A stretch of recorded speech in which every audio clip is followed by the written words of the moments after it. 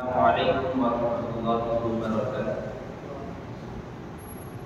الحمد للہ رب العالمین والصلاة والسلام علی سید الانبیاء والمرسلین وعلی آلہ واصحابہ اجمعین، اما بعد، قال اللہ تبارک و تعالی فی کلامہ المجید والفرقان الحمید، اعوذ باللہ من الشیطان الرجیم، بسم اللہ الرحمن الرحیم، والعصر ان الانسان لفی خسر الا الذین آمنوا وعملوا الصالحات وتواصوا بالحق وتواصوا بالصبر۔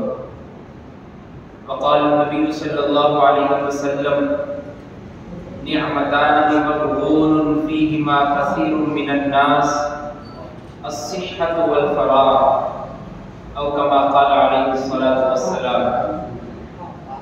اللہم صلی وسلم وبارک علی سیدنا محمد وبارک وسلم۔ معزز سامعین کرام، بزرگوں اور دوستوں،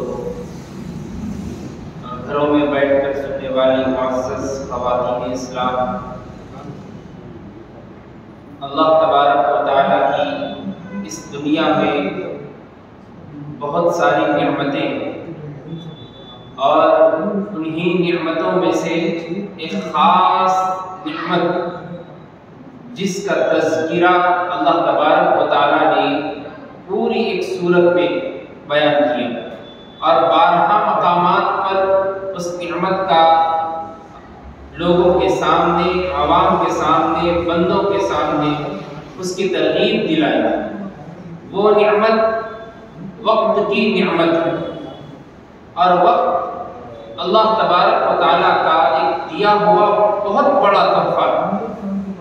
اور آپ کو معلوم ہے، اللہ تبارک و تعالیٰ نے قرآن مجید میں سورہ عصر میں قسم کھا کر زمانے کی قسم کھائی اور بتائی، والعصر، قسم ہے زمانے کی۔ اور بارہا مقامات پر کہیں رات کے حصے کی قسم کھائی، کہیں دن کے حصے کی قسم کھائی، والضحیٰ کہا کہیں پر، والفجر کہا، ولیال عشر کہا، راتوں کی قسم کھائی۔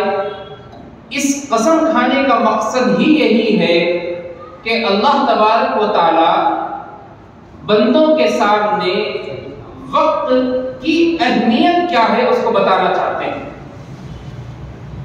اور وقت اگر ایک مرتبہ ہاتھ سے نکل گیا اور وہ سچویشن، وہ حالات اپنی نہیں رہی کہ اس وقت کے حالات کو سمجھ سکے، تو آپ جان لیجئے پھر آپ چاہ کر بھی پیسے اور مال دولت لٹا کر بھی اس وقت کو واپس نہیں لا سکتے۔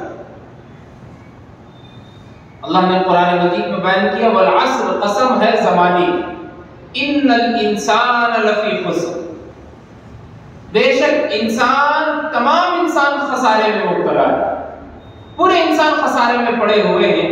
اس کا واضح مطلب یہ ہے کہ دنیا میں انسان آ کر یہ سمجھ کر بیٹھ گیا ہے کہ اب مجھ کو واپس نہیں جانا، حالانکہ سب کو اللہ کے پاس پہنچنا ہے۔ اللہ کے رسول صلی اللہ علیہ وسلم نے فرمایا، دو نعمتیں دنیا میں ایسی ہے جس کو انسان دھوکے میں پڑا ہوا ہے، وہ سمجھ رہا ہے کہ یہ اس کے پاس رہیں گی ہمیشہ، وہ کبھی اس کے پاس سے نہیں جائیں گی۔ وہ کیا ہے؟ نعمتان مغبون فیہما کثیر من الناس، دو نعمتیں ایسی ہے کہ لوگ دھوکے میں پڑے ہوئے۔ کیا کیا ہے؟ پہلی نعمت الصحہ، صحت مندی۔ انسان یہ سمجھ کر بیٹھا ہوا ہے کہ اب وہ بچپن سے جوانی میں، جوانی میں بڑھاپے سے موت تک صحت مندی رہ کے کبھی بیمار نہیں، دھوکے میں پڑا ہوا ہے۔ وہ یہ سمجھ رہا ہے کہ بھائی میرے کو تو کبھی ہارٹ اٹیک آ ہی نہیں سکتا، میں تو بڑی بڑی بیماریوں میں کبھی پڑ ہی نہیں سکتا۔ اس کو یہ گمان ہے، وہ یہ اندیشہ لگا ہوا ہے، دھوکے میں پڑا ہوا ہے۔ اور دوسری چیز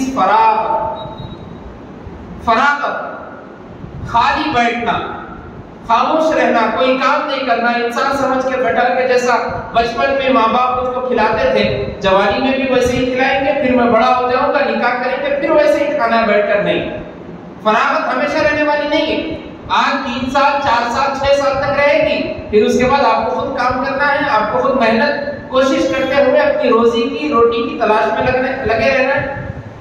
حالانکہ اللہ کے رسول صلی اللہ علیہ وسلم فرماتے ہیں یہی دو نعمتیں انسان یہ سمجھ کر بیٹھا ہوا ہے کہ یہ کبھی اس کے پاس سے نہیں جائیں گے، حالانکہ یہ بھی جانے والی، یہ بھی ختم ہونے والی ہے. اور کیا باقی رہے گی؟ والآخرۃ خیر لمن اتقی، باقی رہنے والی تو آخرت ہے جو کبھی ختم نہیں ہوگی. یہ دنیا تو ایک دھوکہ ہے، ایک سامان ہے، یہ تو ختم ہونے والا ہے. اب یہ دنیا ختم ہونے والی ہے تو آدمی کے پاس جو وقت اور عمر ہے وہ بھی ختم ہوگا. اور جب وقت ختم ہو جاتا ہے انسان کے پاس سے، چیخ چیخ کر انسان پکارے گا کہ کاش لیت الشباب یعود، کاش کہ میری جوانی پھر سے لوٹ کے آتی تو میں اللہ کی بارگاہ میں پھر سے عبادت کے مزے لیتا اور اللہ کی بارگاہ میں سجدہ ریز ہوتا. حالانکہ پھر کبھی لوٹ کر نہیں آئے گی. پوچھو ان لوگوں سے جو 60 سال 50 سال کے ہو گئے اور ان لوگوں سے پوچھو کہ حضرت اگر آپ 20 سال کا ہو جائے تو کیا کریں گے؟ تو لوگ بولیں گے کہ میں ایک بھی نماز نہیں چھوڑوں گا، ایک بھی دن، ایک بھی وقت، ایک بھی منٹ، ایک بھی سیکنڈ اللہ کی یاد سے غافل نہیں ہوں گا، میں ایسا زندگی گزاروں. ایک مشہور بزرگ ایک جنازے میں شریک ہوئے اور شریک ہونے کے بعد جنازے کی جب نماز ادا ہوئی تو جب تدفین کے لیے رکھا ہوا تھا جنازہ ڈولا تو ایک بعض ان کے رشتہ دار آدمی تھے نوجوان، ان سے بزرگ نے پوچھا اگر اللہ اس کو پھر سے زندہ کر دے تو یہ آدمی کیا کرے گا؟ دنیا میں آ کر پھر سے اگر زندہ کر دے تو دنیا میں آ کر یہ آدمی کیا کرے گا؟ اس نوجوان آدمی نے کہا حضرت اگر یہ پھر سے زندہ ہو جائے گا تو نیکی کا کام کرے گا، نمازوں کی پابندی کرے گا، توبہ کرے گا، استغفار کرے گا، ایک ایک لمحہ اللہ کی عبادت میں گزارے گا. تو بزرگ نے مسکرا کر جواب دیا اور کہا دیکھو یہ تو پھر سے زندہ ہو کر اٹھ نہیں سکتا، تم ابھی زندہ ہو، تم یہ سب کچھ کر سکتے ہو. اس لیے وقت ایک بہت بڑا انمول تحفہ ہے. اس وقت کی پابندی کرتے ہوئے کئی علماء دین، بزرگان، اسلاف نے اپنی زندگی گزاری. حضرت امام شافعی رحمۃ اللہ علیہ کے بارے میں آتا ہے کہ جب گھوڑے پر چڑھ رہے تھے تو شاگرد اطراف میں کھڑے ہوئے تھے کہ استاد چڑھ رہے ہیں، تھوڑا پیر پکڑ لیا جائے، ہاتھ پکڑ لیا جائے، خدمت کے لیے کھڑے ہوئے تھے. تو جب اوپر چڑھ رہے تو اوپر چڑھتے چڑھتے بھی قرآن کریم، قرآن مجید کی تلاوت کر رہے ہیں. شاگردوں نے سوال کیا حضرت اب تو خاموش ہو جاؤ، گھوڑے پر چڑھنے کے لیے زیادہ سے زیادہ اگر ایکسپیرینس والا آدمی ہے تو 20 سیکنڈ 30 سیکنڈ میں گھوڑے پر چڑھ جائیں گا، اگر نہیں ہے تو 1 منٹ 2 منٹ ہو گئے، 1 منٹ 2 منٹ 20 سیکنڈ 30 سیکنڈ ہے اس میں بھی قرآن مجید کی تلاوت ہو رہی ہے. جیسے ہی شاگردوں نے پوچھا کہ حضرت خاموش ہو جائیے، اب کون دیکھنے والا ہے، اب کون پوچھیں گا؟ تو حضرت امام شافعی رحمۃ اللہ علیہ کے صورت آنکھ بگولا ہو گئی، لال لال ہو گئے غصے میں اور اپنے شاگردوں کی طرف پلٹ کر پوچھے تم کیا سمجھتے ہو، کیا جانتے ہو کہ اس 1 سیکنڈ کے بارے میں اللہ مجھ سے سوال نہیں کریں گے؟ اس کے بعد امام شافعی نے جو جواب دیا سونے کے قلم سے لکھنے کے قابل ہے. امام شافعی نے کہا 1 منٹ 1 سیکنڈ تو بہت دور کی بات، اللہ آنکھ کے پلک جھپکنے کے برابر جو وقت مل رہا ہے اس کے بارے میں پوچھیں گے. اور ہم سب کو جواب دینا ہے. اور کئی اسلاف دین نے اس وقت کی پابندی کرتے ہوئے اپنا نام کتابوں کے سرورق پر لکھایا. حافظ ابن حجر رحمۃ اللہ علیہ جن کو حافظ الحدیث کہا جاتا ہے، بہت مشہور بزرگ، بہت مشہور عالم دین، متقی، پرہیزگار، لاکھوں کے احادیث حافظ ابن حجر کو یاد تھی. اور پہلے زمانے میں قلم نہیں ہوا کرتا تھا تو لکڑی کو شے میں ڈبو کر لکڑی سے لکھا کرتے تھے اور اس کی نوک کو باریک کرنا پڑتا تھا. تو جب چھلنے کے لیے جو ٹائم اور وقت لگتا تھا اس وقت بھی حافظ ابن حجر رحمۃ اللہ علیہ سوم کلمہ پڑھتے رہتے تھے کہ اللہ کی ذات پاک ہے، اللہ کے علاوہ کوئی عبادت کے لائق نہیں، اللہ بڑے ہیں، انہی کی تعریف کی جا سکتی ہے. اللہ اکبر. اتنے بڑے مشہور عالم دین بنے، بزرگ بنے تو اس کے پیچھے وقت کی پابندی تھی، وقت کو گزارنے کا ان کے پاس ایک معمول تھا، ایک طریقہ تھا. اور ساتھ ہی ساتھ حافظ ابو زرع رحمۃ اللہ علیہ کے بارے میں آتا ہے کہ ان کے ایک شاگرد تھے. جب گھر میں بیوی سے تھوڑی بحث ہو گئی تو بیوی سے کہا کہ میں تجھ کو طلاق دیتا ہوں، ایک شرط پہ طلاق دیتا ہوں کہ اگر میرے استاد کو 1 لاکھ حدیث یاد نہیں ہے تو میں تم کو طلاق دیتا ہوں. وہ لڑائی اس لیے ہوئی تھی کہ بیوی شوہر کو بولنے کے بجائے شوہر کے استاد پر بھی بات چلی گئی. وہ کیسے؟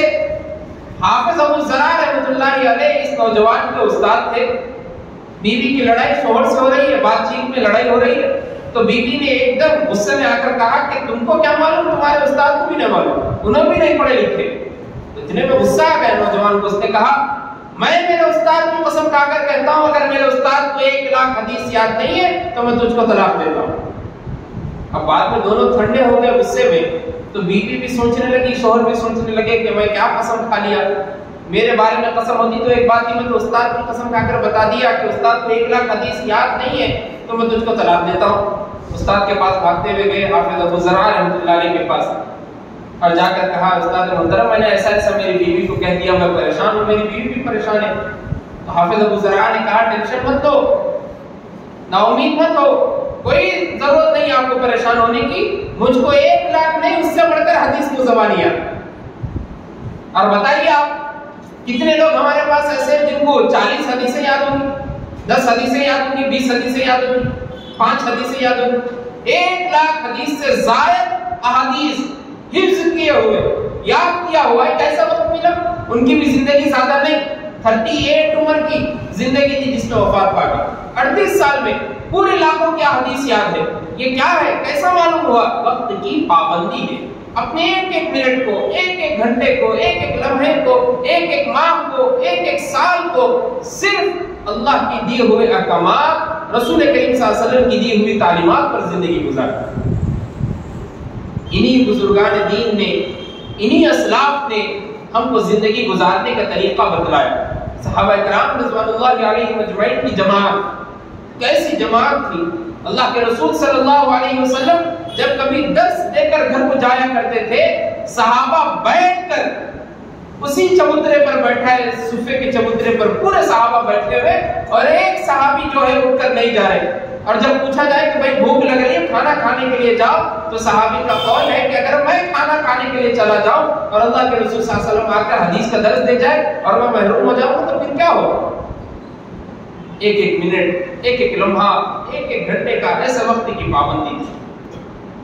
اور مشہور ایک مقولہ عربی میں لکھا ہوا ملتا ہے کہ الوقت اثمن من الذهب، وقت جو ہے سونے سے زیادہ قیمتی ہے. جو گلے میں عورتیں سونا پہنتی ہے اس کی قیمت میں کبھی بھی بڑھوتری ہوتے رہتی ہے، بڑھتے رہتا ہے، کبھی گھٹتا نہیں. بہت کم مرتبہ ایسا ہوتا ہے کہ 200 500 روپے کم ہوگا، اس سے زیادہ نہیں ہوں گے. اس سے زیادہ قیمتی اگر کوئی چیز ہے تو وہ وقت. آدمی بیمار ہے آج، کل شفا یاب ہو سکتا. آج دواخانے میں ہے، کل گھر میں آ سکتا اللہ کے کرم سے. آج اگر کرایہ کے گھر میں رہ رہا ہے تو کل اللہ کے کرم سے ذاتی گھر لے سکتا. آج اگر اولاد نہیں ہے اللہ کے کرم سے کل اولاد ہو سکتی. آج نکاح نہیں ہوا کل منقوح ہو سکتا، نکاح والا ہو سکتا. آج اگر ذاتی کاروبار نہیں ہے کل ذاتی کاروبار لگ سکتا. آج اگر سونا خرید نہیں سکتا کل خرید سکتا. لیکن وہی وقت ایک مرتبہ زندگی سے چلا گیا، پھر کسی میں یہ طاقت نہیں ہے کہ اس کو واپس لا کر دکھا سکے. اس لیے اگر کسی تمام چیزوں سے زیادہ قیمتی کوئی چیز ہے تو وہ وقت ہے. اس لیے گھڑی میں جو سیکنڈ کا کانٹا ہوتا ہے وہ ٹک ٹک کرتا ہوا پہنچتے رہتا ہے، پھرتے رہتا ہے. وہ اپنی لینگویج میں، اپنی زبان میں تو ٹک ٹک کر رہا ہے، لیکن اس کے بولنے کا مطلب یہ ہے، بڑے بزرگوں نے کہا تھا کہ اس کے بولنے کا مطلب یہ ہے کہ دیکھو میں 1 سے 2 پر پہنچ رہا ہوں، میرا استعمال کر لو. اگر میں ایک مرتبہ 1 سے 2 پر چلا گیا پھر کسی میں ہمت نہیں کہ پھر 1 پر لا سکتا. مرتبہ ایک برف بیچنے والا ایک گاؤں میں آیا اور زور زور سے پکار کر کہہ رہا تھا میرے پاس ایک ایسی چیز ہے کہ اگر اس سے فائدہ اٹھا نہیں لیا جائے گا تو یہ چیز بیکار ہو جائے گی. زور زور سے کیونکہ برف ایک ایسی چیز ہے کہ یا تو شربت بنا لیا جائے وقت پہ، یا ٹھنڈے پانی کے لیے استعمال کر لیا جائے، یا کسی اور چیز کے لیے. اگر برف کو ویسے ہی چھوڑ دیں گے تو پھر پگھلتا ہوا رہے گا. تو اس سے ایک بزرگ نے کہا تھا ہم کو ایک نصیحت یہ ملی کہ برف بیچنے والا جیسا اپنا کاروبار کرنے کے لیے چیخ چیخ کر کہہ رہا ہے کہ مجھ کو خرید لو، ایک مرتبہ اگر پگھل گیا تو پھر بن نہیں سکتا، ویسے ہی وقت بار بار گھڑی کا ٹک ٹک کاٹا کرتا ہوا کہہ رہا ہے کہ دیکھو مجھ کو استعمال کر لو، ایک مرتبہ میں چلا گیا تو پھر واپس نہیں آ سکتا.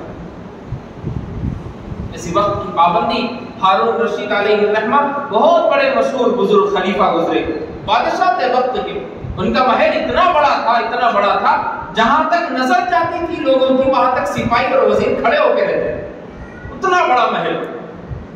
ایک مرتبہ ایک خاص وزیر آپ کے پاس آیا اور آ کر کہنے لگا کہ حضرت ایک میں مداری کو لے کر آیا ہوں، کرتب دکھانے والے، اور اس کے جیسا کرتب کوئی دنیا میں دکھائی نہیں سکتا، اس لیے میں آپ کے پاس لے کے آیا ہوں تاکہ اس کا کرتب دیکھا جائے محل میں ٹھہر کر۔ تو بادشاہ نے پوچھا اس کا کرتب کیا ہے؟ وہ مداری آگے بڑھا، اس نے کہا کہ میرا کرتب یہ ہے کہ میں جس کپڑوں کو جس سوئی سے سیا جاتا ہے اس سوئی کو میں محل کے بیچ میں رکھوں گا اور 50 میٹر دور جا کر اور ایک سوئی پھینکوں گا، یہ سوئی اس سوئی کے سوراخ میں سے باہر نکل کر گرے گی۔ میرا یہ کرتب ہے، دنیا میں کوئی نہیں دکھا سکتا۔ پورا محل سج گیا کرتب دیکھنے کے لیے۔ اب وہ دور گیا، دور جاتا رہا، لوگ کہہ رہے کہ بھئی اس کو وہاں سے اتنی چھوٹی سوئی کیسی نظر آ رہی اور کیسا پھینکیں گا؟ ایک مرتبہ نہیں، 2 مرتبہ نہیں، 3 مرتبہ نہیں، 10 مرتبہ اس مداری نے پھینکا اور 10 مرتبہ سوئی اس سوراخ میں سے نکل کر باہر گئی۔ اب کتنا خوش محل، پورے لوگ تالیاں بجا رہے ہیں، سیٹیاں بجا رہے ہیں کہ بھئی اتنا بڑا کام کوئی کر ہی نہیں سکتا ایسا کام۔ بادشاہ نے اعلان کیا ہارون رشید علیہ الرحمہ نے کہ دیکھو اس مداری کو 40,000 درہم دو اور ساتھ ہی ساتھ 30 کوڑے بھی مارو۔ پورے لوگ پریشان ہو گئے کہ بادشاہ سلامت 40,000 درہم بول رہے ٹھیک ہے، وہ اس کا انعام ہے جو ایسا یہ کام کر کے دکھایا کرتا، لیکن یہ 30 کوڑے کیوں مارو بول رہے آپ سمجھ میں نہیں آئے۔ تو ہارون رشید علیہ الرحمہ نے کہا یہ کرتب جو انہیں دکھایا اس میں میرے 10 سے 15 منٹ چلے گئے، اور اس 10 سے 15 منٹ میں یہ جو کام انہیں کر کے دکھایا یہ کام نہ ان کو دنیا میں فائدہ پہنچانے والا ہے نہ آخرت میں فائدہ پہنچانے والا ہے، میرا ٹائم ویسٹ ہو گیا۔ وقت کے بادشاہ ہے، وقت کے خلیفہ ہے، وقت کے بزرگ ہیں، وقت کے عالم دین ہیں، اور لوگوں کو نصیحت وقت کی کر رہے ہیں۔ سمجھنے اور سوچنے والی بات ہے، اور وہی وقت ہمارے زندگی سے گزرتا۔ ہم 1 سال بڑے ہوتے تو بچے کا برتھ ڈے مناتے، بچوں کو ٹھہرا دیتے، بچوں کو ٹھہرا کر بچوں کو بولا جاتا ہے کہ بیٹا کل تمہارا برتھ ڈے ہے، اور بچہ 2 سال کا ہے، 1 سال کا ہے، 3 سال کا ہے، اس کے ذہن میں بات ڈال دی گئی۔ اب جوانی ہو گئی، جوانی سے بڑھاپے کو پہنچ گیا، بڑھاپے تک اب وہی دادا بننے کے بعد وہی اپنے پوتروں کو اور نواسوں کو بتا رہا ہے کہ تمہارا بھی برتھ ڈے منایا جائے گا، اس لیے کہ میرے باپ نے، میرے دادا نے میرا بھی برتھ ڈے منایا۔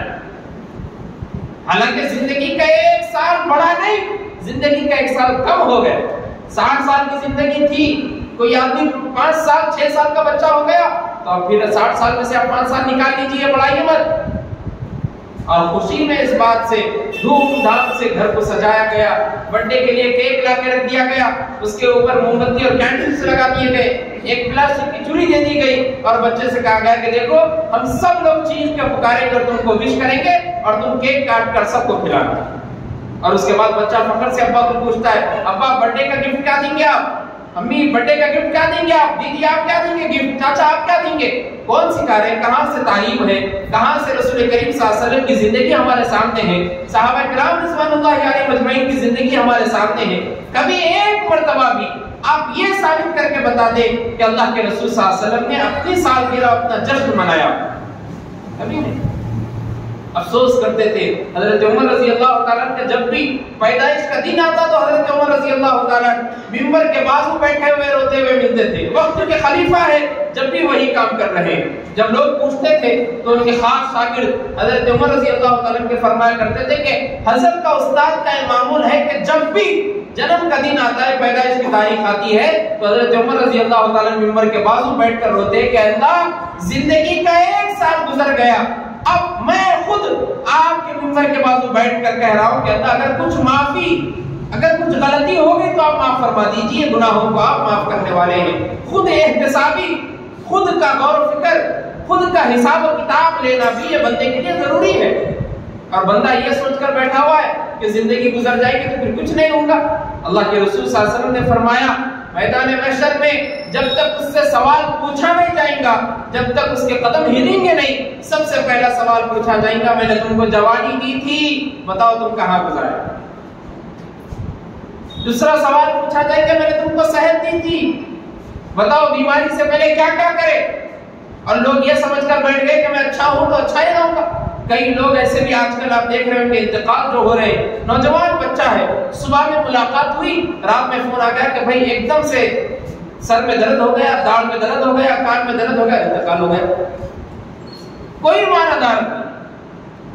جوانی کا ہونا آدمی کے لیے غرور اور ایٹیٹیوڈ اور گھمنڈ کی چیز نہیں ہے، تکبر کی چیز نہیں ہے۔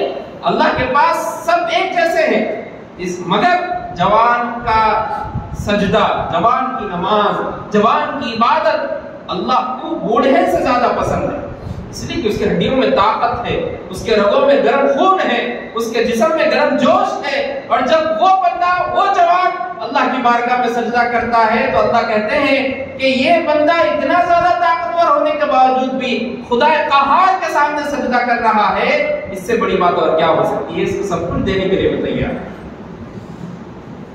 تو آج کل اتنے نوجوان بچے ہیں، اور جو بچپن میں سکھایا گیا وہی نوجوان بچے جوانی میں کرتے ہوئے نظر آتے ہیں۔ اب دیکھیے دسمبر کا مہینہ ختم ہونے کو ہے، 2-3 دن، 1 دن 2 دن باقی ہے، اس کے بعد جو حالت لوگوں کی ہو جائے گی اب یقین جانیے۔ 2023 ختم ہونے کو ہے، پھر 2024 شروع ہوگا عیسوی کیلنڈر کے حساب سے۔ آپ اندازہ لگائیے کتنے مسلمان بچے اور بچیاں اور کتنے مسلم لڑکے اور مسلم لڑکیاں ایسی ہیں اور بڑے اور بوڑھے ایسے ہیں جن کو اسلامی مہینوں کے نام اور اسلامی مہینہ کہاں سے اسٹارٹ ہوتا اور کہاں شروع ہوتا، اسلامی مہینے میں کتنے دن ہوتے، کتنی تاریخیں ہوتی، کون سے اسلامی ڈیٹ کو کون سی عید رہتی، اور کون سی شب قدر، شب برات، شب معراج کب آتی، لوگوں سے پوچھا کچھ بھی نہیں معلوم۔ کیوں؟ اسلامی نالج سے بہت دور ہو گئے اپنی اور پورے کہاں گئے؟ عیسوی۔ پورے لوگ یہود و نصارہ کی پروپیگنڈا جو ہو رہا ہے اس میں ڈوب گئے، اور سب کو معلوم ہے کہ 31 دسمبر ہوا تو 1 جنوری آئے گی، پھر جب 14-15 ہوگا تو پھر ایک عید آئے گی ان لوگوں کی، 26 جنوری تو یہ آئے گا، فروری ہوگا تو پھر ایک الگ ڈے نکلے گا، سب ایک ڈے بنا دیا گیا اور لوگ اسی پہ عمل کر رہے ہیں۔ حالانکہ اللہ کے رسول صلی اللہ علیہ وسلم نے فرمایا مسلمانوں کے ہر ایک کے لیے ایک عید ہوتی ہے، ہر مذہب، ہر تہوار منانے کے لیے ایک تہوار، ایک عید ہوتی ہے۔ مسلمانوں کی 2 عیدیں ہیں، ایک عید الفطر اور ایک عید الاضحیٰ، اس کے علاوہ کون سا بھی دن نہیں۔ ٹیچرز ڈے بول دیے، مدرس ڈے بول دیے، نیو ایئر ڈے بول دیے، ویلنٹائنس ڈے بول دیے، وہ بول دیے، سب ڈے بنا دیے، اور اپنے پورے نوجوان طبقہ، نوجوان بچیاں اسی میں مشغول۔ اصل میں اس کی شروعات ہونے کی وجہ، اس کے پس منظر اور اس کے پیچھے کا راز کیا ہے اس کو آپ سمجھیے اور جانیے کہ 19ویں صدی میں برطانیہ میں ایک رائل نیوی کے لوگ رہتے تھے جو شپس میں اپنا سفر طے کرتے تھے، جہازوں میں پانی کی، اور وہ لوگ ہمیشہ پانی دیکھتے دیکھتے دیکھتے زندگی گزارتے تھے، کبھی خوشی کا دن آتا ہی نہیں تھا۔ تو لوگوں نے ایک چیز سوچی کہ بھائی خوش رہنے کے لیے ہم ہر ایک کا ایک جنم کا دن منائیں گے، برتھ ڈے منائیں گے۔ تو ٹھیک ہے، جتنے نیوی میں لوگ تھے سب کا جنم کا دن منایا گیا، ایک تاریخ طے کر لی گئی، آج تمہارا جنم کا دن ہے اس لیے تمہاری پارٹی میں ہم خوش ہیں۔ ہوتے ہوتے ہوتے پورے لوگ ختم ہو گئے شپ میں، پھر اب بچے کون؟ اس کے بعد کتے اور بلیاں بھی ان کے پاس تھے، ان کا بھی جنم دن منایا گیا تاکہ خوش رہنا ہے۔ اب سمندر کا راستہ ہے، ایک سال، ایک 6-7 مہینوں کا سفر ہے، لوگ عوام نہیں دکھ رہی، کوئی آبا و اجداد نہیں دکھ رہے، دور دور تک کوئی مسافر نہیں دکھ رہا، خالی پانی پانی ہے۔ اب کیسا انجوائے کریں گے؟ ایک نام دے دیا گیا، تمہارا برتھ ڈے آج ہوگا، کل تمہارا ہوگا، پرسوں تمہارا ہوگا، منائیں گے بیٹھ کر۔ اب اس کے بعد سب کا برتھ ڈے ختم ہو گیا، وہ کتے بلیوں کا برتھ ڈے بھی ختم ہو گیا، اب کریں گے کیا؟ ایک آدمی نے ذہن لگا کر سوچا اور کہا ایک کام کریں گے، ہم 30 اور 31 دسمبر کو سال ختم ہوتا ہے، جب دوسرا سال پھر شروع ہوگا تو ہم اس سال کے ختم ہونے اور اس سال کے شروع ہونے پر خوشی منائیں گے۔ ایک ہمارے پاس اور ایک خوشی منانے کا ایک موقع مل گیا تو اس کو کیوں چھوڑیں گے؟ تو ان کے جو شپ میں جو لیڈر تھے اس کو بلایا گیا اور اس سے بات رکھی گئی، کیسا سوچیں، ٹھیک ہے اچھی باتیں کریں گے۔ جب سال ہوا تو سب لوگوں کو نیو ایئر کی خوشخبری دی گئی اور سب لوگ منائے، لیکن اتنا مزہ نہیں آیا۔ پھر جب دوسرا سال تھا تو ان کے بڑے لیڈر سے کہا گیا کہ دیکھو ہم خوشی تو منائے لیکن مزہ نہیں آیا، اس کے ساتھ ایک کام کریں گے، ہم کباب بھی رکھیں گے اور شراب بھی رکھیں گے تاکہ تھوڑا کھایا جائے اور تاکہ تھوڑا پیا بھی جائے، ٹھیک ہے؟ اس سال کھایا بھی جائے گا، پیا بھی جائے گا۔ پھر جب تیسرا سال آیا تو ساتھ میں نیو ایئر کی خوشخبری بھی ہے، کباب بھی ہے شراب بھی ہے. اب کیا کریں گے بھائی؟ ایک کام کریں گے، کباب ہے شراب ہے، ساتھ میں شباب کو بھی رکھیں گے، عورتیں بھی ساتھ میں رہیں گی، ان کے ساتھ بھی ہم نیو ایئر منائیں گے، خوشی منائیں گے. تو ٹھیک ہے، 3 بھی کام ہو گئے.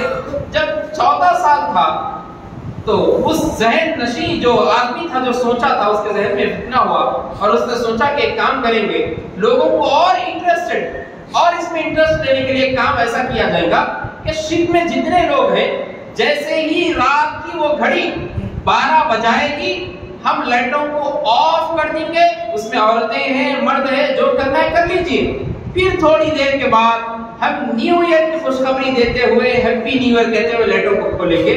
اب یہ جب شروعات ہوئی، پورے لوگ خوش ہو گئے اور جھومنے لگے کہ ایسی شروعات تو آج تک ہوئی نہیں. اور جو 19ویں صدی میں رائل کے لوگ شپ میں جو یہ کام کرنے کے لیے تیار کیے تھے، اسی کو لے کر آج تک عیسوی اور یہودی لوگ تھے، عیسائی اور یہودی، لیکن حیرت تو اس بات سے ہوتی ہے کہ مسلمان بھی ان میں شامل ہیں.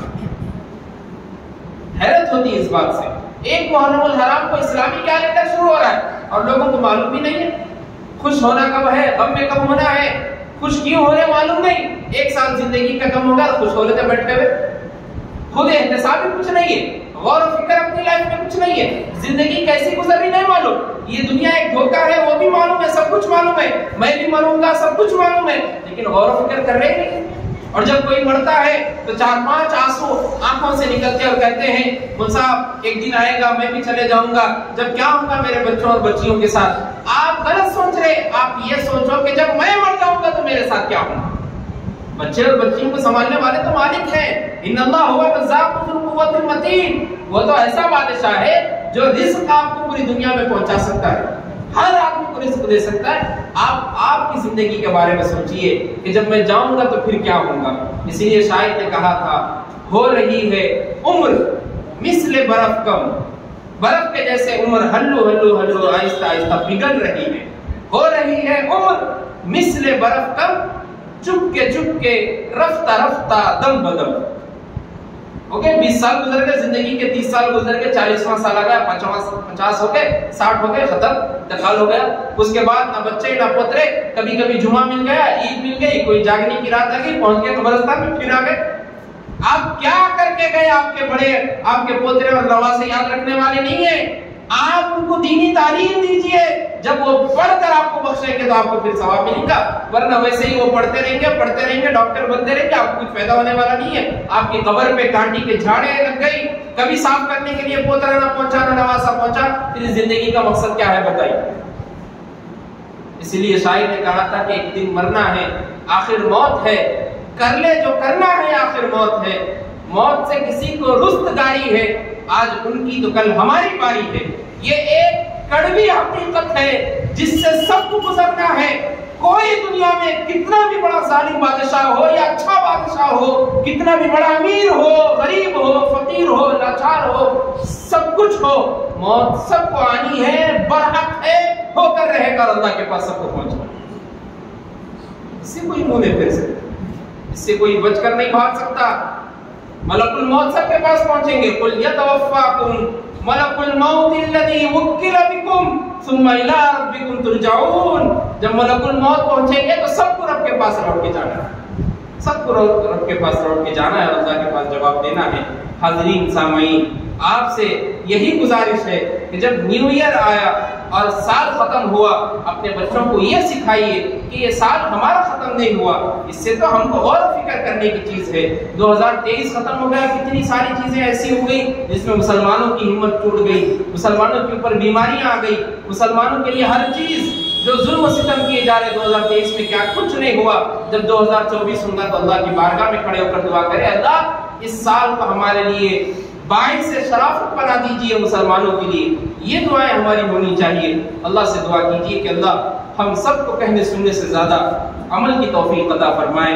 اور جتنے سامعین، جتنے احباب اس مسجد میں بیٹھے ہیں، جن کی زندگی کے کچھ لمحات گزر چکے ہیں، وہ لوگ اللہ سے غافل ہو چکے ہیں، سب کو یہی دعوت ہے کہ آپ اللہ کی طرف لوٹ کر آئیے، اللہ کے ہو جائیں. اللہ قبول فرمائے. السلام علیکم ورحمۃ اللہ.